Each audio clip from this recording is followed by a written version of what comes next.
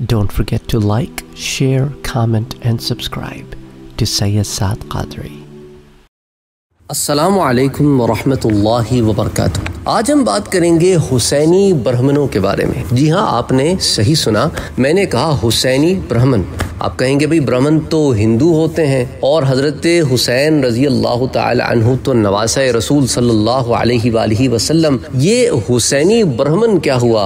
ये तो ऐसे लगता है कि आधा हिंदू आधा मुसलमान। जी आप बिल्कुल सही समझे, ये वो लोग हैं जो हैं तो मजहबन हिंदू और हैं भी ब्राह्मण, पर वो अहले बैत यानी हजरत इमाम हुसैन से अपनी अकीदत का इजहार यूं करते हैं कि आशूरा के दिन ये भी मातम करते हैं, हजरत हुसैन रजी अल्लाह ताला अन्हु की याद मनाते हैं। इसके पीछे जो बहुत सारी कहानियां हैं, बहुत सारे किस्से हैं, पर तारीख में इन किस्सों और कहानियों की कोई दलील मौजूद नहीं है। अकॉर्डिंग टू हुसैनी ब्राह्मण ये किस्से इनके यहाँ नस्लन चले आ रहे हैं और वर्ड ऑफ माउथ की तरह चले आ रहे हैं, लेकिन कोई तारीखी शवाहिद इस ज़मीन में न वो पेश कर सके न हमें मिल सके। आइए इनमें से कुछ बातें आज आपसे शेयर करना चाहता हूँ कि सानेहाए करबला में एक तरफ तो ये कहानी पेश की जाती है कि वहाँ से कुछ हिंदू ताजिर गुजर रहे, क्योंकि हिंदुस्तानी लोग अरब में तिजारत करने के लिए एक अरसे दराज से आते थे।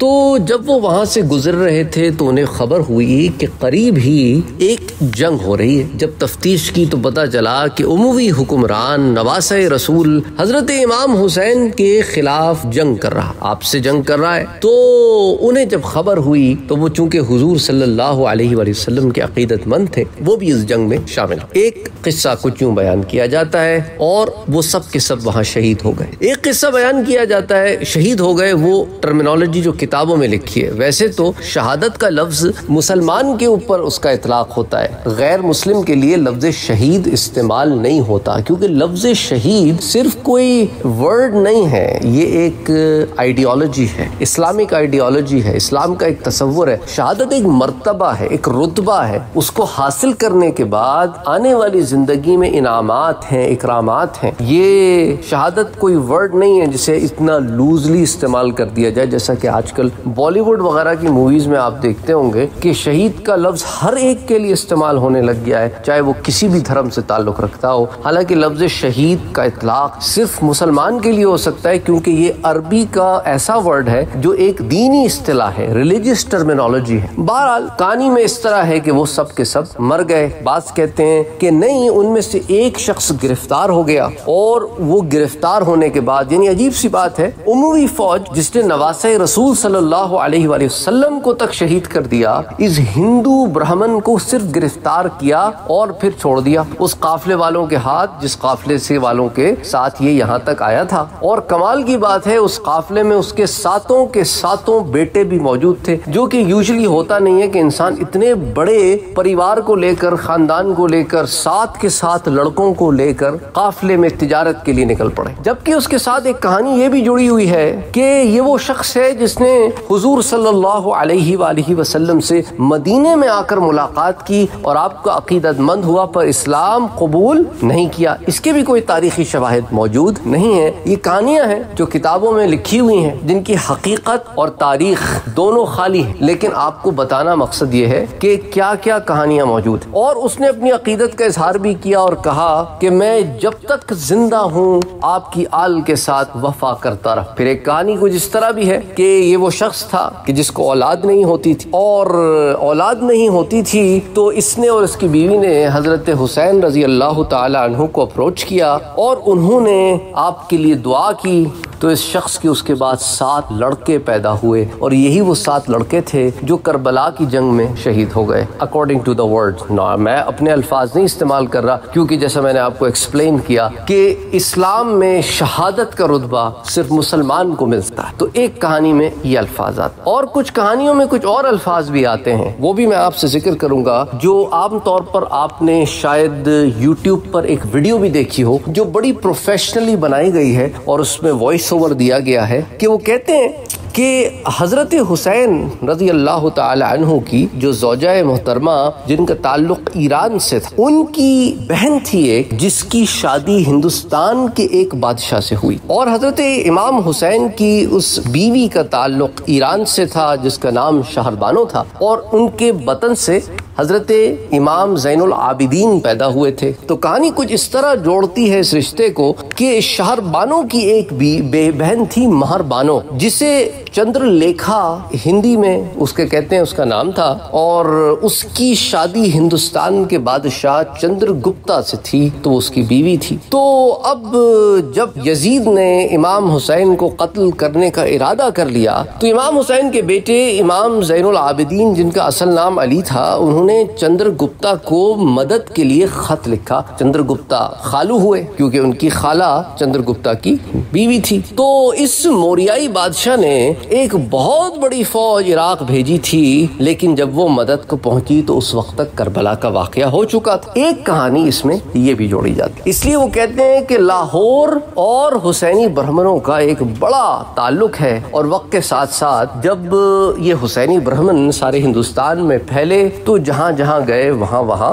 हुसैनी ब्राह्मण बसते चले। फिर साथ ही साथ इस कहानी में बाज लोग ये इजाफा भी करते हैं कि कूफे में हजरत इमाम हुसैन के एक मानने वाले ने इस फौज को ठहराने का इंतजाम किया, और इसके लिए शहर में खास हिस्सा बनवाया जिसे दैर हिंदिया यानी कि इंडियन क्वार्टर का नाम दिया, जो वो कहते हैं कि आज भी दैर हिंदिया के नाम से मशहूर। अब सवाल ये पैदा होता है कि इतनी बड़ी फौज लाहौर से लेकर इराक में करबला तक आई, पर कैसे? रास्ते में तो इतनी सारी और हुकूमतें पड़ती थी, और वहां तक पहुंच भी गई, और ईरान पूरा मुसलमानों के कब्जे में था, किसी ने मुजाहिमत भी नहीं की। अजीब सी बात है ना। दूसरी बात ये कि जहां पर इब्ने जियाद जैसे जालिम लोग गवर्नर हों, वहां इतनी बड़ी फौज पहुंच भी गई, और इमाम हुसैन के चाहने वाले जो उस वक्त अपनी जान बचा रहे थे, बल्कि कूफे के वो गद्दार ही है ना, जिन्होंने ऐन मौके पर हजरत हुसैन का साथ छोड़ दिया,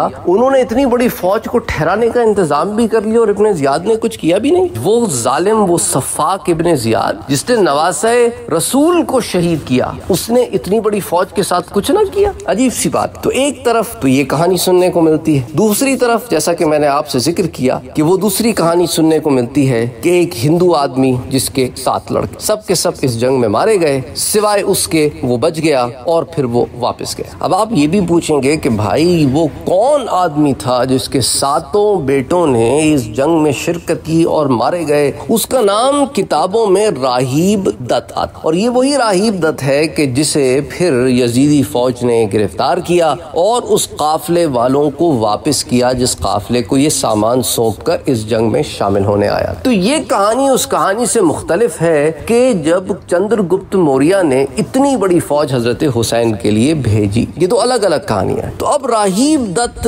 वहां से निकलकर हिंदुस्तान अफगानिस्तान के रास्ते से आया और सियालकोट के गांव के करीब आबाद हो गया। जब पार्टीशन हुई तो ये खानदान भारत चला गया और ये लोग मुख्तलिफ शहरों में फैल गए। इसी तरह बाज लोग ये भी कहते हैं कि हिंदुस्तानी फिल्मों का कोई मशहूर अदाकार था सुनील दत्त, कहते हैं कि वो भी ये क्लेम करता था कि हम भी हुसैनी ब्राह्मण हैं। तो इस तरह के बहुत सारे क्लेम आते हैं किताबों में। कुछ लेखकों ने, लिखने वालों ने ये भी अपनी किताबों में लिखा है कि यही वजह थी कि हुसैनी ब्राह्मणों के पास जब कोई बच्चा पैदा होता था तो उसके गले पर कोई एक निशान होता था, इस बात की निशानदही करने के लिए कि ये उनकी औलाद है जिन्होंने अपनी जाने करबला में सर्फ कर। हुसैनी ब्राह्मणों से पूछा जाए कि आप मुसलमान हैं या हिंदू, वो कहते हैं हम हिंदू हैं, पर हजरत हुसैन की वजह से हम बाज ऐसी चीजें नहीं करते जो हिंदू धर्म में की जाती हैं। बाज के नजदीक हजरत इमाम हुसैन का एक बाल भी इन लोगों के पास मौजूद था जिसे ये कश्मीर ले गए और हजरत बल में वो बाल मौजूद। इसी तरह एक कहानी ये भी मिलती है कि राहिब दत्त बचने के बाद इमाम हुसैन के खानदान वालों से मिला और बताया उन्हें अपने बारे में, तो उन्होंने इसे ये खिताब दिया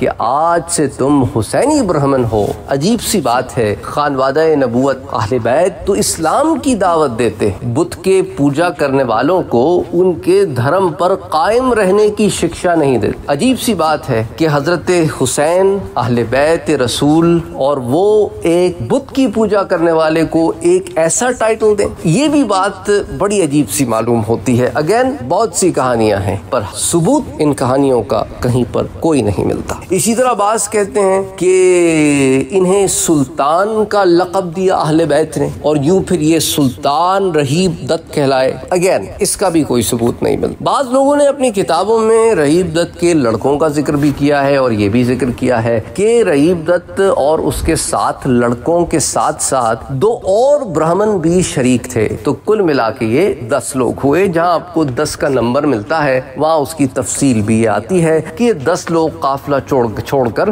करबला की जंग में हजरत हुसैन रजी अल्लाह तआला अन्हु की तरफ से। बाज़ कहते हैं कि ये आहनी दीवार बनकर खड़े हो गए, यहाँ तक कि ये खत्म हो गए और एक आदमी गिरफ्तार। अगेन अरब मुअर्रिखीन ने या उमवी मुअर्रिखीन ने या दूसरे मुअर्रिखीन ने इस वाक़े में से किसी चीज का कहीं पर जिक्र नहीं। अजीब सी बात है कि इस किस्म के जवा मर्द लोग मैदान जंग में उतरे हों और उनका जिक्र कहीं ना मिले। कहना यही मशहूर है कि इन लोगों का ताल्लुक पंजाब से था और फिर बाद में ये दूसरी जगहों पर फैल गए। आज तो सिंध के इलाकों में भी ऐसे हिंदू मौजूद हैं जो आशूरा के दिन मातम करते हैं और दीगर और चीजें करते हैं। सुन्नी हजरात के यहाँ तो मातम का करना और ये तमाम चीजें इस्लाम की रोह से गलत हैं, मना है कि अपने आप को ज़दो-कोप करना, मारना, ये तालीमात अहले बैत में से है ही नहीं। बल्कि हुजूर सल्लल्लाहु अलैहि वसल्लम ने तो मातम करना और नोहा करने से मना किया है। और इंसान का जिस्म अल्लाह की अमानत है, अपने जिस्म को तकलीफ देना उस अमानत में खयानत है।